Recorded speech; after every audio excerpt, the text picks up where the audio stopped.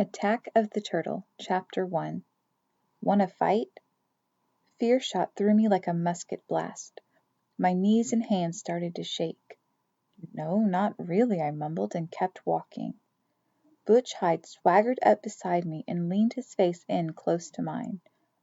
His breath stank, and when he spoke, spittle flecked onto my cheek. Oh, Providence, I prayed, please open a hole in the ground and swallow me up. Get me out of this, please. I looked, half hopefully, down at the dusty street. No hole had appeared. Come on, Wade, Butch taunted. You're bigger than me. Let's fight. Nope, not gonna, I said, and turned mechanically down Main Street. Josh Larrabee, my best friend, walked beside me. My uncle's farm was still 5 long miles away. It might as well have been in England.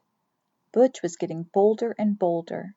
Last week he followed me halfway to the farm, taunting me, begging me to fight. Papa sends me to Saybrook every May, saying I'll be more good to Uncle Elias on the farm than to him on the fishing boat. And every summer in Saybrook Butch torments me. Then I go the 30 miles back to New London and hear Papa growl, "What good's a son who's afraid of water?" I don't know what's worse, disappointing Papa or running from Butch. This summer was different. When it was time to leave for Saybrook, Papa walked me to the stagecoach. "Son, you're going to be with Uncle Elias for a while. I've signed up with the volunteers for 12 months.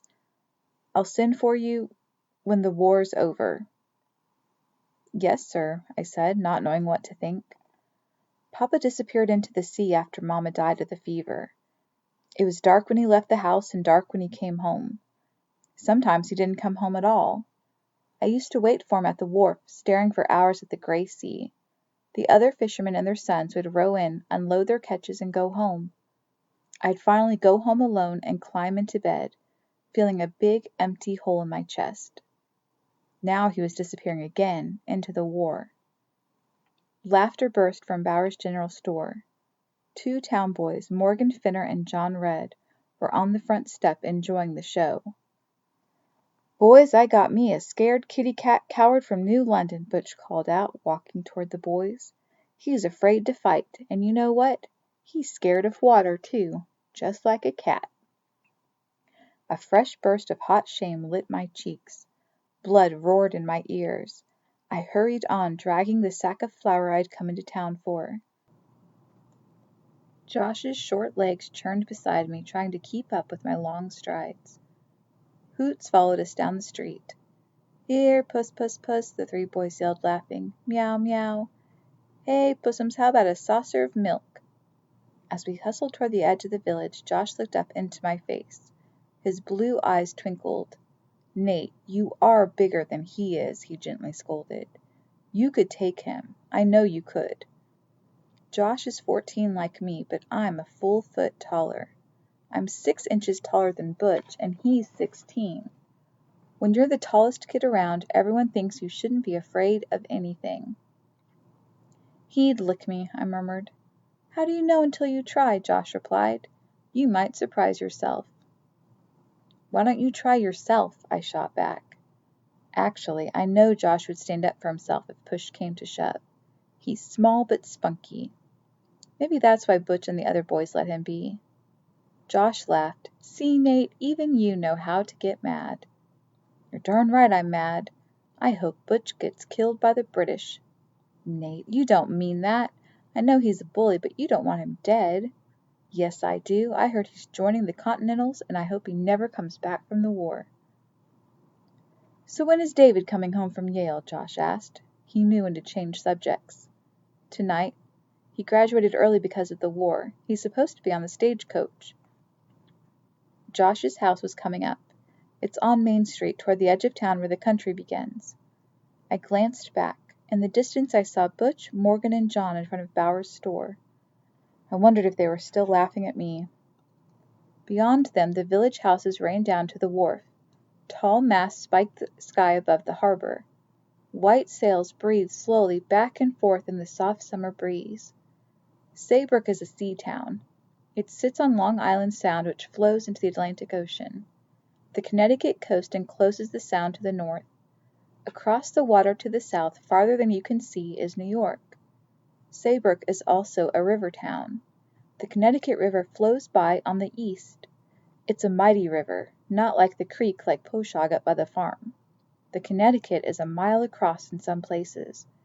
It starts in northern New England and splits state in two before spilling out into the Sound.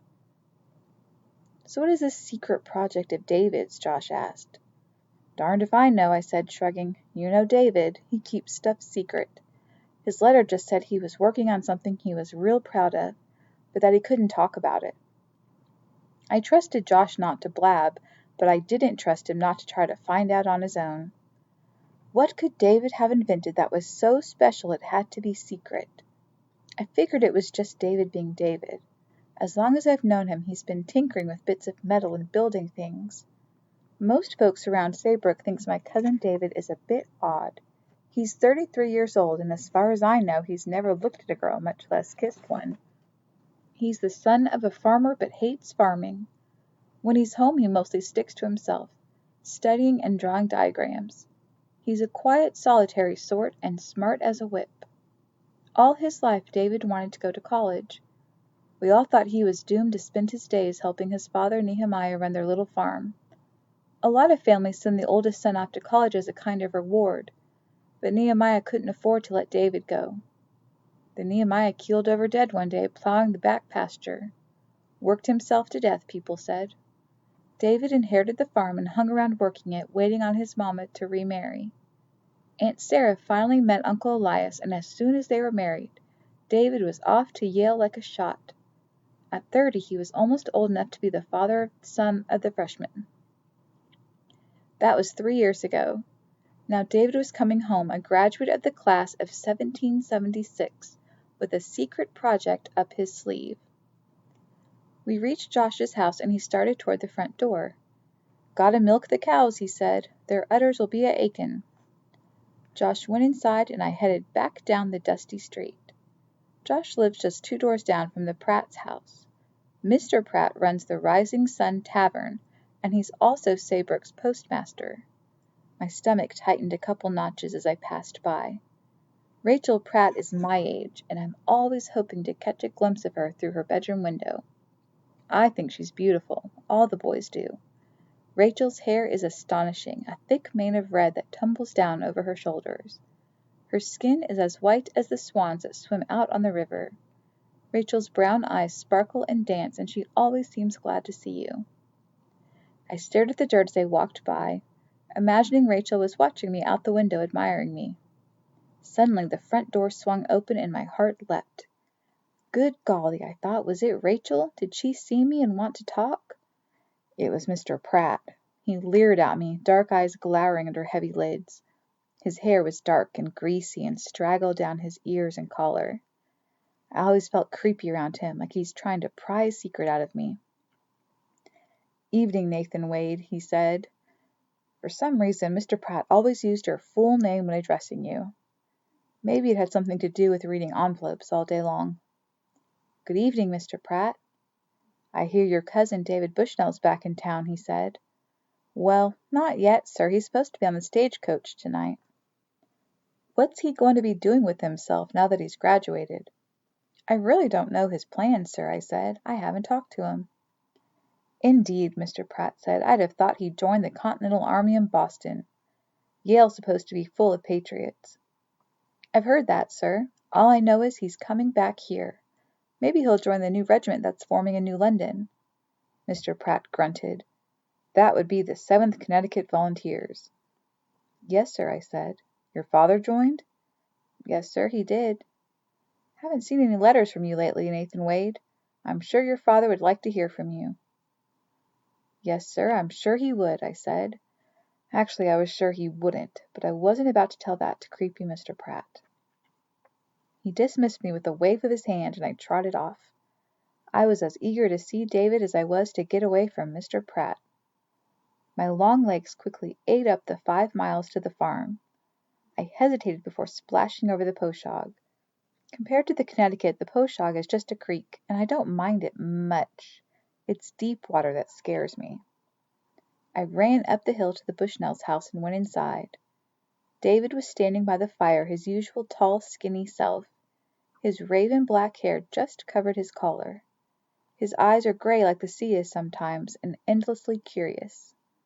"Nate the Great," he said, smiling, "it's about time. I was just showing Elias and Mama the design for my science project." Uncle Elias and Aunt Sarah were bent over the kitchen table, studying a large piece of paper that was covered with sketches and notes. "I thought it was a secret," I whispered. "Well, I had to show somebody," David said. "I've been working on this thing for 2 years and haven't told a soul." I walked over to the table and squeezed in between the two adults like a piglet trying to get a teat from a sow. The diagram showed a large peach-shaped object with 2 pipes and a screw curling out the top. Next to them a fan twirled. Another fan jutted out in front of the object. What appeared to be a large barrel-shaped trunk was attached to the back. Inside, a man sat on a beam pedaling a crank that turned one of the fans.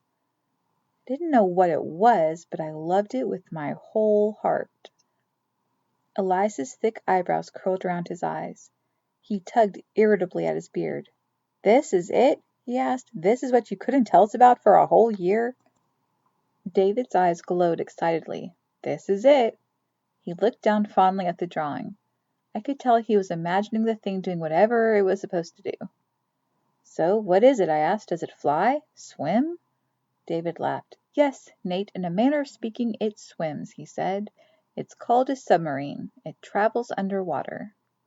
I've lived by the Sound all my life and seen all kinds of boats. Whaleboats, flatboats, rowboats, and in the last few years massive British men of war. But I'd never seen a boat that could go under water." "How can a boat go under water unless it sinks?" I asked. "By controlling the sinking," David said, pointing at the bottom of the craft. "The pilot works this valve with his foot, and it lets water in and the submarine submerges. This pump pushes the water back out and up you go." Aunt Sarah interrupted. "How do you breathe, David?" she asked. "Wouldn't you suffocate in such a small space?" David tapped the 2 pipes at the top of the craft. "These let in fresh air while the craft is on the surface," he said. "You surface when the air starts getting stale. Little valves automatically open when you surface and close when you go under water." "How's it move?" Elias asked. "You've got no sails and no oars." "This propeller at the top moves you up and down. This one on the front moves you forward and backward." We all stared at the object for a minute, puzzling. Finally Uncle Elias burst out. "I know what it does." He looked around the table at us, triumphant. "You drag a net behind it to catch the fish. That way you don't have to drag them to the surface by hand." We all looked at David. "Nope." I know," Aunt Sarah said. "It's a treasure hunter. You can dive down in the Sound looking for sunken gold." We all looked at David. "No again." We studied the submarine for a few more minutes. "What's this?" I asked finally, pointing to the trunk-shaped thing on the back. "That's the bomb," David said. The room got very quiet. "The bomb?" Aunt Sarah asked, aghast. "Yes, it'll carry 150 pounds of gunpowder." David smiled. "I found a way to explode gunpowder underwater." Embers popped in the fireplace and we all jumped a little. "Oh, I see," I said. "You detach the bomb and it blows up under water. Then the blown up fish float to the top and you scoop them up." I liked this idea a lot. If I brought this water machine home and it helped Papa's business, I'd be a hero. "It's not for fishing, Nate," David said. The glow flickered out of David's eyes. I could see his imagination returning from the high seas to the little kitchen. "Well, what's it for, then?" Aunt Sarah asked. "It's for blowing up British ships," David said solemnly. Aunt Sarah sucked in her breath. Uncle Elias's hand started pulling at his beard again. "That's what I couldn't tell you in my letters," David said. "It's for the war. I couldn't trust saying anything in the mail. A spy might read it and I'd be exposed." "Blow up ships?" Uncle Elias asked. "You mean warships?" Of course, David said. What else would I blow up? The Connecticut fishing fleet? There's a war on, you know. We all chewed on that for a minute. Uncle Elias shook his head. David, one cannon shot hits this contraption of yours and you'll be fish food at full fathom 5. But that's the beauty of it, Elias, David said. The submarine will sneak right up on them under water. They'll never see it. It's pure stealth. David pointed to the long screw that extended from the submarine. See, said David, excitement returning to his voice. The bomb is attached to the screw by this rope.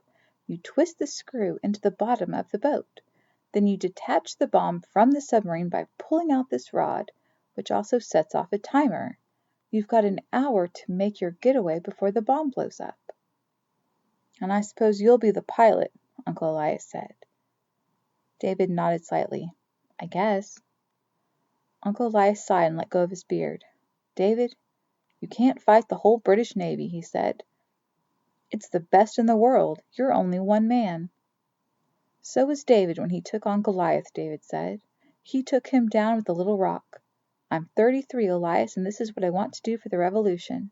Inventing is what I'm good at. Elias chuckled softly. David, only you would dream of taking on the biggest navy in the world with a science project. David looked at us sternly. You can't tell anyone, he said. I know most folks around here are for independence, but it just takes one person loyal to the British Crown, one measly Tory spy to find out, and I'd be ruined. I nodded, trying to look serious. Actually, I felt ashamed.